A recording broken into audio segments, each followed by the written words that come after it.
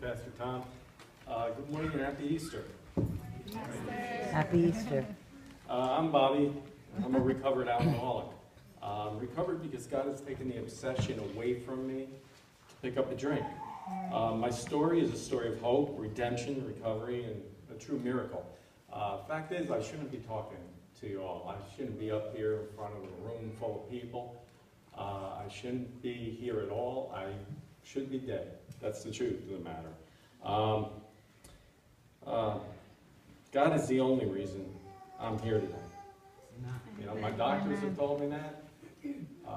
People in the program of AA have told me that. They call me a miracle.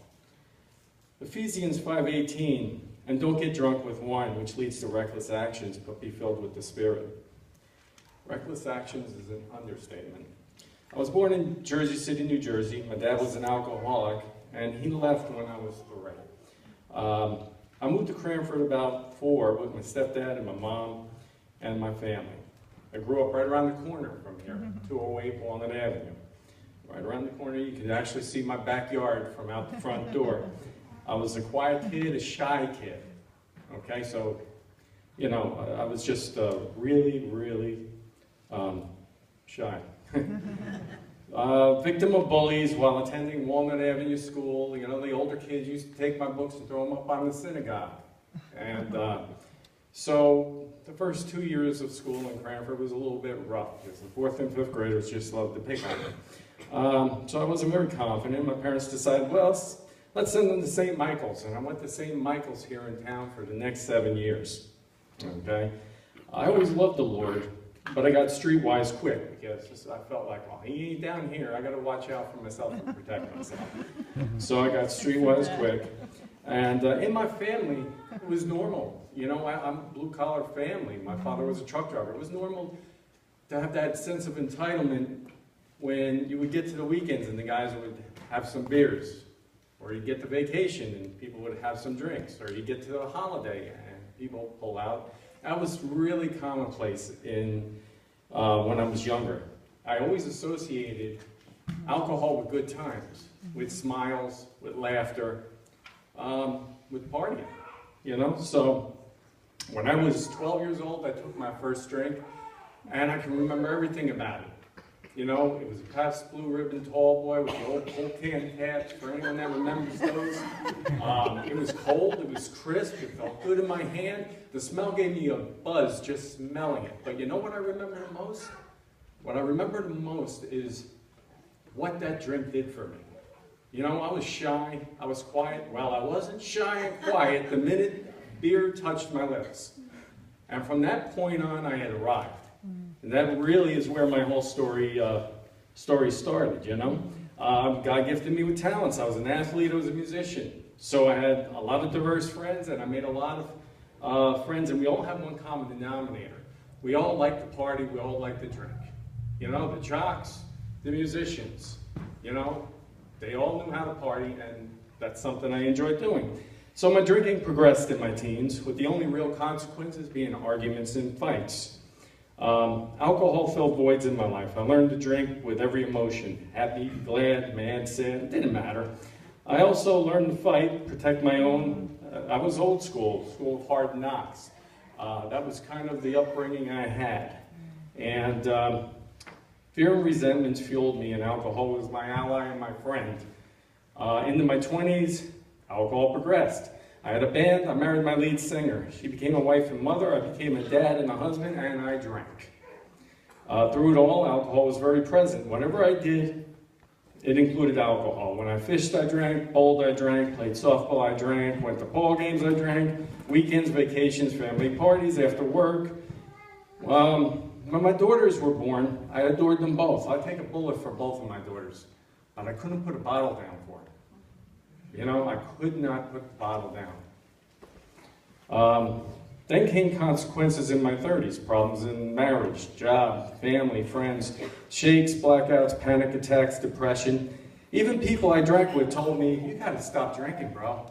You're drinking way too much. And I didn't like people that told me that because they were nags. You know, I didn't want to hear this stuff. You know, I mean, this was just, you know, get away from me. You know? I tried AA, made friends in the program. I got a sponsor. I wound up trying to stop drinking. It wasn't working. My way wasn't working. I wound up lying to all of them, lying to my sponsor. He'd ask me, I would be on the phone with my sponsor, and he'd say to me, have you had a drink? And I'd say, no. And then I'd sit there and say, he knows I'm lying, you know? The more I tried to stop, the more I drank. My drinking got worse. Marriage was failing. I remember the day that my now ex-wife left. I pulled focus, because that's all I really remember about the moment, and she was standing at the door. And she looked at me and she said, drink yourself to death because you're going to do it anyway. I have the life insurance policy, I'm taking the kids, and I'm going. And I remember looking at her, and specifically what I said, don't let the door hit you in the butt. But I drank before I knew you, and I'll drink long after you're gone. She went out the door, and I can remember the relief I felt inside of myself. Because, now I could really drink. As if I wasn't drinking enough. But you see, for an alcoholic, there just ain't enough booze to fill that void in you. There just isn't. And for me, all the problems in the world were outside my four walls.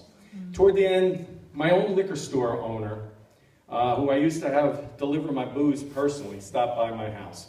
He told me that he couldn't serve me anymore, and then when I asked him why, he looked at me and said, look at you, you're killing yourself.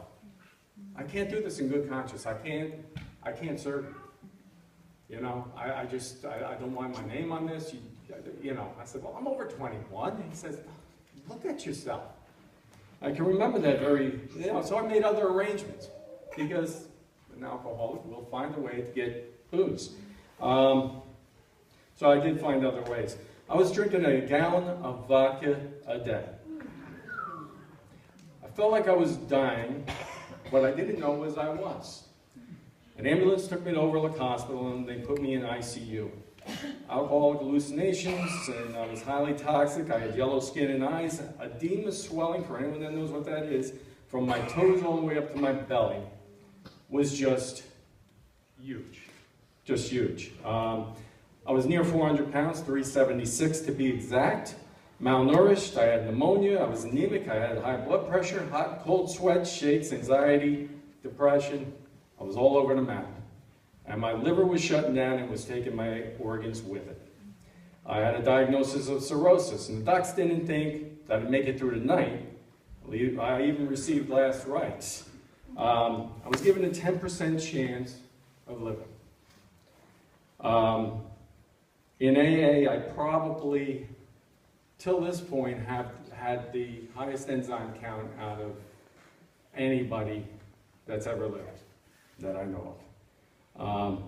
My family was told to prepare and make arrangements that I probably wouldn't make it. I was laying there alone in bed, angry, mad. Why me? Why do I have to have the bad liver? You know, why me? Why can't I drink? You know, I was tired and I was beat down and I was sick and tired of being sick and tired. I remember my sponsor coming in the hospital, you know, and he actually visited with me. And I tried lying to him about my drinking. I'm laying in a hospital bed and I'm trying to lie to him about this is repercussions of my old drinking. And he looked at me and he said, in his Irish tone, bull, and I'll let you fill in the rest. He says, you're here because of your current drinking. And it's like a light bulb moment in my life, you know, these couple things that happened to me in the hospital. He said to me, listen, don't you give up, don't you give up. You're going to get well, you're going to get better, you're going to get out of this hospital, you're going to get sober, you're going to get your life down, get your life together. And don't you forget this, because one day you're going to help another alcoholic who's struggling and suffering just like you are right now. So don't forget this. But right now, just get better. Focus on just getting better and out of this hospital. And it's amazing how that's one of the moments that, you know, in and out of fogs and haze and actually being on my deathbed that I remember, you know. And I remember praying, you know. I remember I was so beat down. I mean, I really was, mentally, physically, and spiritually bankrupt. In the hospital, I received the gift of desperation, and I prayed the most humble, simple prayer I could. You know, I said, God, help. I don't care what happens. I can't do this anymore. Help. You know, it's amazing when I did that. I let go of everything and I turned it over to him. I let go of everything and I laid it at his feet. And I asked him just for help because I couldn't do it anymore. God sent angels to me angels of hope in the way of friends from AA, because all those times I had gone to the program, I made friends. And these guys started coming to the hospital daily to see me. And it wasn't one guy or two guys. I mean, this was a constant flow of guys and fellowship in my room came to see me. And then one day, the meanest, orneriest old-timer from the room, I pulled focus, and there he was, sitting on the bed next to me. And I looked over, and I thought I died, and this is hell, and that's Satan. And I look over at him, and I said, and he looks at me, and he says, "Now, young fella," he called me young fella, he did. He says, "Now, young fella, now we got something in common. We both came this close. Both came this close. We've been given a great gift." And he looked at me, and he says, "What are you going to do with yours?" And I just looked at him, with one eye, and it's whatever you tell me to do. He says, "Good, now we can get to work." Almost instinctively, I knew the path. It was like a light bulb went off. After praying and after turning over and then getting all these guys in the program, it was amazing how I knew instinctively what I would have to do if God gave me the chance, if he let me live still. Because there was still talk about me not even qualifying for a new liver. I wasn't sure I was even going to get out of the hospital yet. Being alive was an amazing thing at this point. So instinctively I knew what I had to do.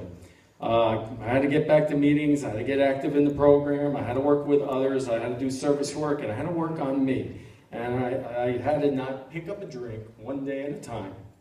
Okay? After 7 weeks in Overlook Hospital, they released me. I went home and spent 7 more weeks of physical therapy, speech therapy, caregivers. I had to rehab and build my life up again. Friends brought AA meetings to my home. And I began to build my new life one day at a time. After 15 weeks, I began my new life. I dove into AA and recovery, meetings, fellowship, service work, and doing the work. The work on me that I really had to do. I also went back to my job and to living every day. That's when it really began. I had to go back to everyday life. Things you take for granted. Passing a liquor store. For an alcoholic, believe me, he sees where every liquor store and every bar is. I learned to turn it over to the Lord every day and trust in him completely. And you know what? He has not failed me yet. Amen. He has not failed me yet. You ever look for your keys and sit there and then finally say, "God, please help me find the keys," and then they turn up like that? You say, "Why don't I just ask him first?" It's amazing how there's things much bigger than that in my life, and he's never failed me. Every time I sit there, I say, "God, I'll lay it." He does it. It's amazing. The Lord has removed the obsession to drink from me today. And through the grace of God and the fellowship of AA, June 1st, it will be 6 years sober. What's it like today for me? I have many blessings in sobriety. Today I speak at hospitals, IOPs, AA meetings, I sponsor others, help others, and continue to work on myself and my faith every day. I'm an active member of AA and an active member in every way of my life. I've had the first sober relationship of my life with my soulmate. Got remarried last August in sobriety to a woman who has never seen me take a drink. And that's my wife, Lisa. I have a relationship with my daughters today I could never have. I'm a better parent today than I could ever be when I was drinking. I have great stepkids, a loving family, and I could never have imagined any of this. And most importantly, above all of it, I have a relationship with my Lord today that I could have never had when I drank. Booze was like the wall. It put up that wall between me and God. And You know, booze used